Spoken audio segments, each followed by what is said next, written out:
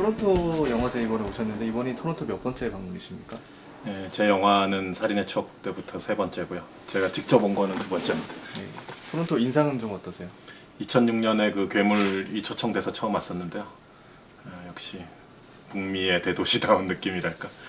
뉴욕이나 시카고 갔었을 때 느낌하고도 좀 비슷한 것 같고요. 모든 게 시원시원한 느낌. 그 토론토 도시에 대한 호기심은 많은데 토론토 영화제 자체가 워낙 크고 비즈니스나 이렇게 업무가 많은 영화제예요. 영화제 중에서도. 그래서 항상 오면 뭐 지금 이렇게 인터뷰라든가 뭐 배급사분들 만나거나 일들이 참 많더라고요. 오게 되면. 그래서 구석구석 둘러보지를 못했었어요. 그 마더는 어떤 영화라고 하실 수 있습니까? 뭐 제목 그대로 엄마에 관한 영화죠. 근데 평범한 상황에 놓인 평범한 엄마의 얘기가 아니라 되게 아들이 살인 사건에 휘말리는 극한적인 상황에 놓인 엄마의 얘기죠. 엄마가 과연 어디까지 갈 수 있는가, 또는 엄마의, 좀 무섭게 얘기하면 엄마의 광기, 뭐 이런 거를 탐구한 영화입니다. 우리 한국에서도 늘 사람들이 외국 영화를 보듯이 외국 사람들도 한국 영화를 보고, 영화는 뭐 사실 그 어떤 매체보다도 서로 이해하기 쉬운 매체니까요. 그리고 엄마도 또 뭐 전 세계 누구나 다 엄마들이 있기 때문에 문화적인 차이는 오히려 영화를 보는 재미라고 생각을 하니까요. 네. 이해를 할 수 있냐 없냐의 부분은 아닌 것 같고요. 네.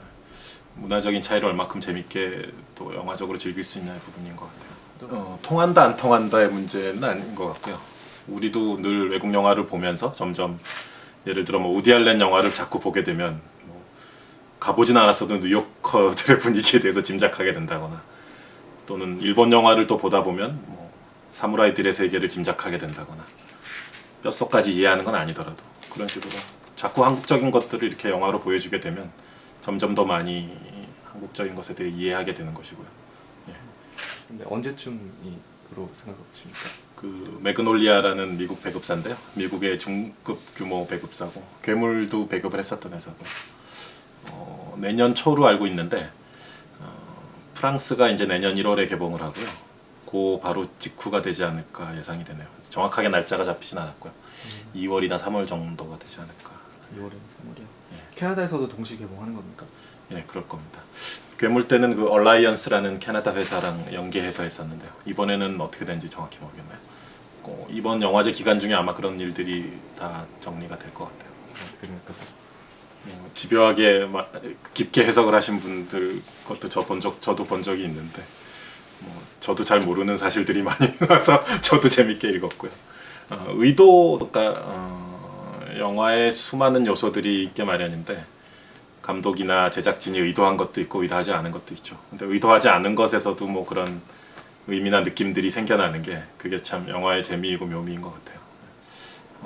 마더 같은 경우는 일단 뭐 작은 땅덩어리의 한국이지만 촬영 장소가 참 많았었어요. 그래서 엄청 많은 거리를 이동했던 기억이 나고요. 영화에선 그게 다 단일한 하나의 마을처럼 보이는데, 아이러니컬하게 그런 하나의 톤의 마을을 표현하기 위해서 실제 촬영 장소는 한 20군데가 넘었어요. 전국 방방곡곡에 흩어진 그 곳곳의 느낌들을 다 조합해서 하나의 마을로 만든 거거든요. 그래서 관객 입장에서 보시는 분들은 그냥 한 톤의 그 지역 내지는 동네처럼 느껴지시겠지만, 우리 제작진 입장에서 보면 저긴 전라도, 장면이 탁 바뀌면 저기 경상도인데 저기 충청도인데, 이런 식으로. 예. 뭐 넓은 캐나다에 비하면야 너무나 작은 한국 땅이지만 그만큼 또 다채로운 풍경들이 있더라고요. 사실 이 영화 자체가 김혜자 선생님 때문에 기획되고 출발된 영화죠. 영화의 스토리나 시나리오를 먼저 쓰고 김혜자 선생님을 캐스팅한 게 아니라 2000년대 초반부터 제가 김혜자 선생님과 영화를 한번 찍어보고 싶다. 저분과 영화를 찍으려면 어떤 스토리를 만들어야 될까? 그 배우가 먼저 존재했고요. 그 다음에 김혜자 선생님과 영화를 한번 작업을 해보고 싶어서 만들어낸 스토리거든요. 그래서 이제 김혜자 선생님과 작업한다는 것은 그 자체가 사실 엄마라는, 어머니란 주제를 다루는 거잖아요. 한국에선 김혜자 이꼴 사실 어머니잖아요. 한국에선 워낙 상징적인 일종의 그 아이콘 같은 존재니까. 그래서 그렇지만 저는 어떤 영화를 하건 새롭게 접근하는 거를, 좀 파괴적일이 많지 새롭게 접근하는 걸 좋아하니까 김혜자라는 배우를 완전히 새롭게 찍고 싶은 느낌, 찍고 싶은 어떤 목적, 그것은 또한 동시에 이제 엄마라는 주제 내지는 테마를 또 새롭게 다루는 거. 그 두 가지가 동시에 있었죠. 그래서 만약에 뭐 이 시나리오를 완성하고 이제 김혜자 선생님 보여드렸을 때 김 선생님께서 이거 싫다 못하겠다고 해서 아마 영화를 못 찍었을 거예요.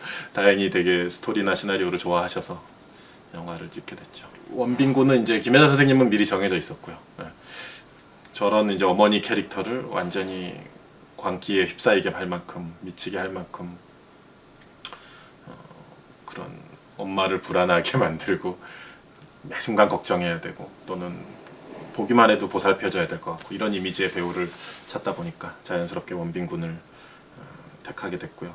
또 원빈군도 이 영화를 택한 것이고 그 5년 만에 복귀작인데 특히 놀랬던 점은 저도 원빈 씨를 이 영화 전에는 한 번도 실제로 본 적이 없어서 항상 텔레비전 드라마나 이런 데서 그 꽃미남의 이미지로만 알고 있었는데 실제 처음 만났을 때 이제 자연스럽게 만날 기회가 있었는데 무척 뭐랄까 시골 청년 느낌? 실제 그 원빈 씨가 강원도 정선에서 고등학교 때까지 살았었고요. 완전 깊은 산골 출신인데 부모님은 아직도 지금도 정선에서 살고 계시고요. 그런 시골이나 지방에서 그쪽 동네 어떤 정서라든가 이런 느낌을 되게 잘 알고 있더라고요. 저보다 훨씬 더. 그래서 영화 찍으면서 그러니까 영화의 무대도 그렇고 또 캐릭터도 그런 시골 마을에서 할 일 없이 돌아다니는 남자 그 청년의 캐릭터잖아요. 그런 정서나 분위기를 또 너무 잘 알고 있어서 오히려 제가 도움을 많이 받았고요. 설국열차는 이제 그 SF 만화, 프랑스의 이제 그래픽 노블인데 한국에 몇 년 전에 정식으로 출간이 됐었고요. 2005년도에 이제 영화 괴물을 준비하고 있을 당시에 제가 자주 가는 그 만화 서점에서 만화 전문 서점에서 그 만화를 발견하고 되게 매혹이 돼서 영화해야겠다. 그러니까 영화하기를 해야겠다고 결심한 지는 꽤 오래되었죠. 한 4년 전이네요. 근데 이제 근데 마더를 먼저 하기로 이미 결심한 상태였기 때문에 이제서야 준비를 들어가게 됐습니다.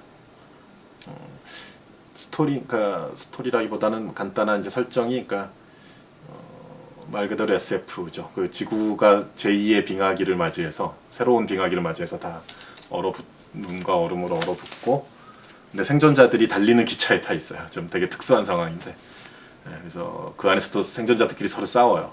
편이 갈려서 그런 독특한 설정을 갖고 있습니다. 직접 이제 연출하시고 다 하시는 거죠? 예, 제가 이제 곧 지금 시나리오 작업을 시작하고 있고요. 각색 감독을 맡게 됐고 박찬욱 감독님의 제작사인 모호 필름에서 제작을 합니다. 설국열차는 되게 좀 강렬하고 남성적인 영화죠. 그 치고받는 액션도 많을 거고 기차 안에서 막 그 살려고 몸부림치는 인간들이 미친 듯이 치고받는 얘기이기 때문에 되게 격렬한 영화가 될 것 같습니다. 그럼 언제쯤 저희가 기대를 해볼 수 있을까요? 2012년 개봉을 목표로 지금 준비 중입니다. 본인의 영화를 한 색깔로 표현하신다면 어떤 색깔일 것 같으세요? 검은색이요. 제가 다크한 걸 좋아해요. 마더도 되게 어둡잖아요. 2006년 괴물 상영 때도 여기 교민분들이 참 많이 와서 응원을 해주셨어요.